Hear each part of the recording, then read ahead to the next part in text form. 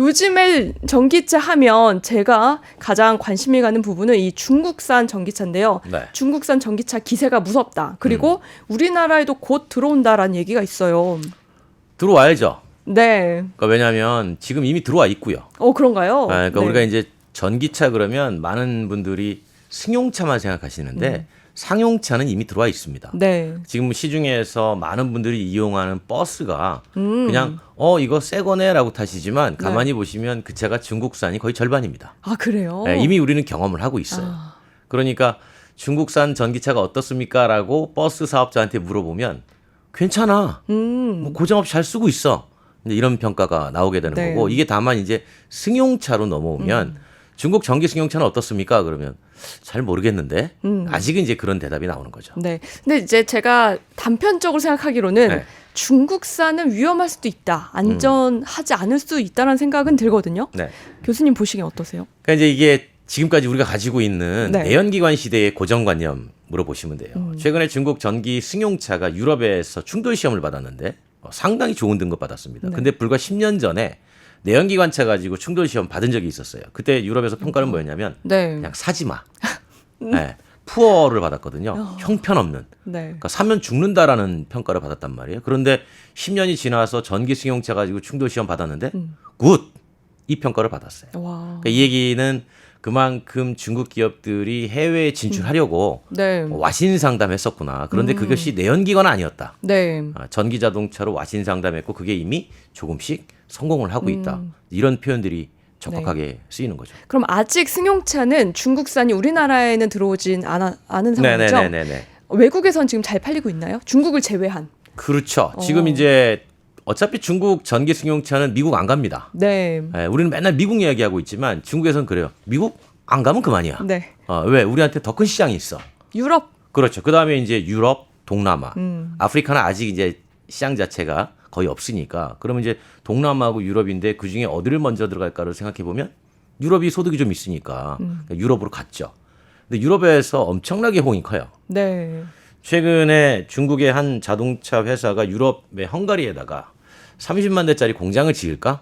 그러니까 이런 생각을 할 정도예요. 30만 대면은 지금 우리가 해외에서 짓는 공장 규모 수준이 되는 거죠. 네, 그러네요. 그러니까 이 얘기는 유럽에서 먹히고 있다라는 얘기. 그럼 유럽 소비자는 중국을 좋아해서 전기차를 살까? 그건 아닐 것 같아요. 그렇죠. 네. 이게 보는 시각이 조금 달라요. 그러니까 유럽 소비자는 뭘 보냐면, 이거 전기차네?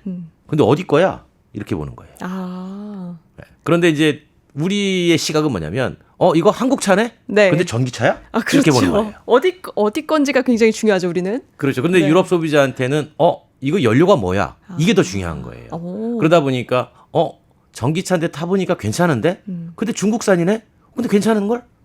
그리고 이제 중국 기업들이 유럽에 아직 불완전한 충전 인프라를 위해서 배터리 교체식으로 막 들어갑니다. 네. 우리가 전기차를 충전할 때 플러그에 꽂아서 할 수도 있고 무선으로 갖다 대가지고 할 수도 있고 배터리 통째로 바꿀 수도 있잖아요. 네. 그러니까 우리는 배터리 통째로 안 바꾸는데 유럽은 이미 바꾸고 있습니다. 그러니까 선택지가 많이 늘어나니까 그리고 제품 종류 수가 많아요. 네. 중국의 기업들이 뭐 30가지, 40가지의 고급차부터 저가의 소형차까지 쫙 깔아놓고 마치 좌판처럼 네. 고르세요. 라고 하니까 유럽 소비자 입장에서는 저렴한 전기차 이거 한번 써볼 만한데? 라고 써보니까 괜찮은 거예요. 이제 여기에서 힘을 얻어가지고 지금 중국에 있는 배터리 기업도 네. 자 유럽이구나. 그러니까 유럽에다가 배터리 공장을 짓고 있는 거죠. 그렇군요. 그러면 지금 제가 알기로 네. 그래도 현대 기아차가 전기차 시장에서는 테슬라 다음으로 잘 팔린다고 알고 있거든요. 네. 유럽에서는 상황이 어떤지. 그러니까 유럽에서는 뭐 꽤 잘 팔리는 편이에요. 뭐 나라마다 조금씩 다르지만 전체적으로 유럽에서 가장 많이 전기차를 판매하는 내연기관 출신 기업은 네. 역시 폭스바겐입니다. 그런데 이제 폭스바겐 다음으로 많이 팔고 있거든요. 그런데 유럽도 전기차로 많이 바뀌는 이제 시작이 된 네. 거잖아요. 그러니까 아직 뭐 1등 안 했다고 걱정할 필요는 없습니다. 다만 유럽의 전환 속도가 얼마나 빠를 것이냐. 그리고 유럽도 초기에는 고가의 전기차 시장이 형성됐는데 이게 대중의 보급형으로 얼마나 빨리 내려올 거냐. 이 두 가지를 볼 필요가 있다는 거죠. 근데 이 두 가지가 너무 빨리 가요. 네, 그러니까 초기에 소득이 한 4만 달러 이상 되는 사람들이 내가 저 환경을 위해서 전기차를 타줘야지. 라고 시작했던 시장이 이제는 아니야 나는 소득은 3만 달러밖에 안 되는데 나 그냥 경제적으로 전기 탈래. 그리고 여러 가지 나 목적이 있어. 기름값 적게 들어가던데 이런 목적으로 타려고 하는 니즈가 많아지니까 이제 보급형 시장이 커지는 거죠. 그러니까 우리 옛날에 따지고 보면 내연기관의 하이엔드 시장은 점점 그래서 수익률을 내기 위해서 네. 점점 고급화되고 대수가 줄어드니까. 근데 전기차는 원래 하이엔드 시장에서 점점 보급형으로 이제 넓어지는. 네. 그러니까 가격 경쟁이 중요하게 되죠. 그렇죠. 요즘엔 저렴한 전기차도 꽤 많이 나왔더라고요. 그래서 유럽 얘기를 지금까지 했고 다시 한국으로 좀 넘어와서요. 네. 이제 중국산 전기차가 한국에도 들어온다고 말씀하셨잖아요. 네. 제일 처음 들어오는 게 아마 테슬라일 것 같아요. 그렇죠. 아무래도 네. 메이드 인 차이나 테슬라를 이제 한국에 가지고 네. 들어오는 거죠. 근데 그 이유가 있죠. 그동안은 이제 전부 미국산만 들어왔었던 거죠, 네. 한국에. 네. 그 이유가 있어요. 네. 똑같아요. 아, 우리나라도 미국산이야. 보급형으로 점점 가는 겁니다. 네. 그러니까 메이드 인 USA 테슬라는 배터리 좋은 거 써가지고 비싸요. 아, 미국산이랑 같진 않지만 이제 보급형으로 간다는 그렇죠. 말씀이시죠? 네. 근데 메이드 인 차이나 테슬라는 배터리 저가형 써가지고 싸요. 네. 그러면 하나는 USA는 7천만 원짜리 똑같은 제품인데 7천만 원에 팔고 하나는 5천만 원에 판다.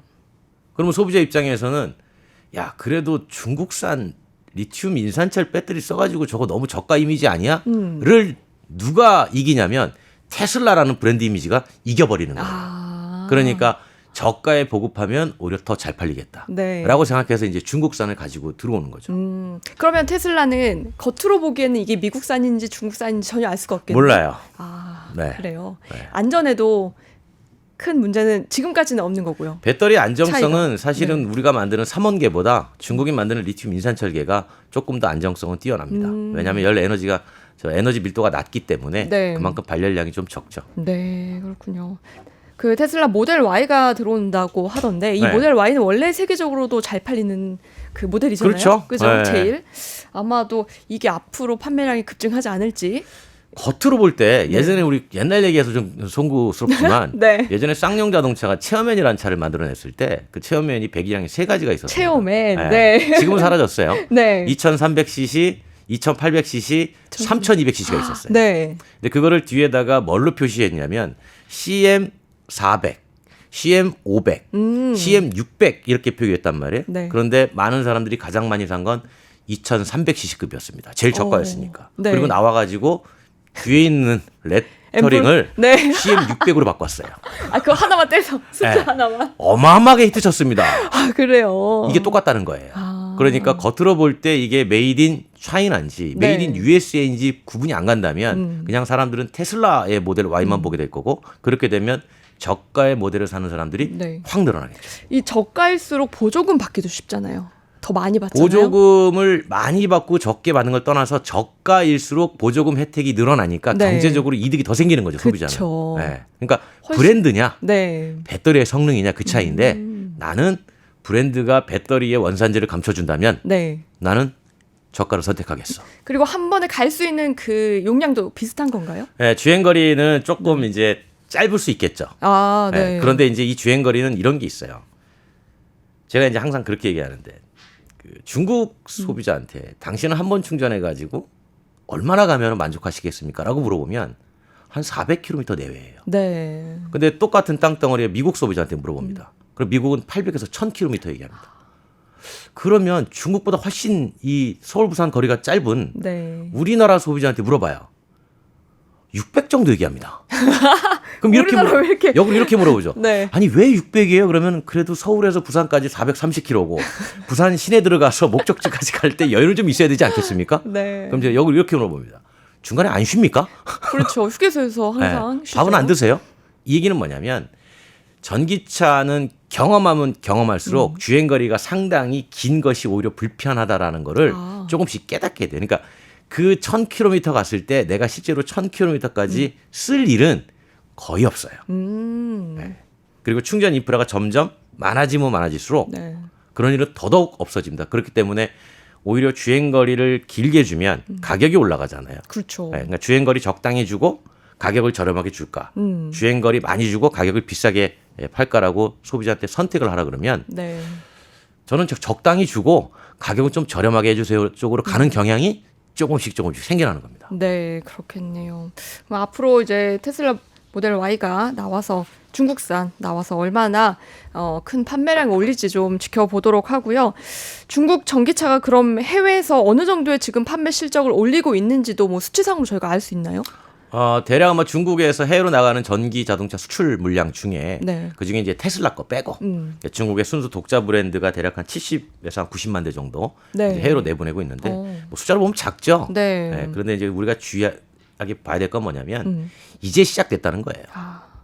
그러니까 전체 내연기관을 포함한 게 아니라 전기차만 따로 끄집어내면 네. 이제 시작이 됐다라는 거고 전기차는 전 세계적으로 수요가 많잖아요. 그러니까 수요가 많은 지역에 이제 진출했다는 것이 우리한테는 제가 늘 그러거든요. 우리의 해외 전기차 경쟁자는 중국이다. 네.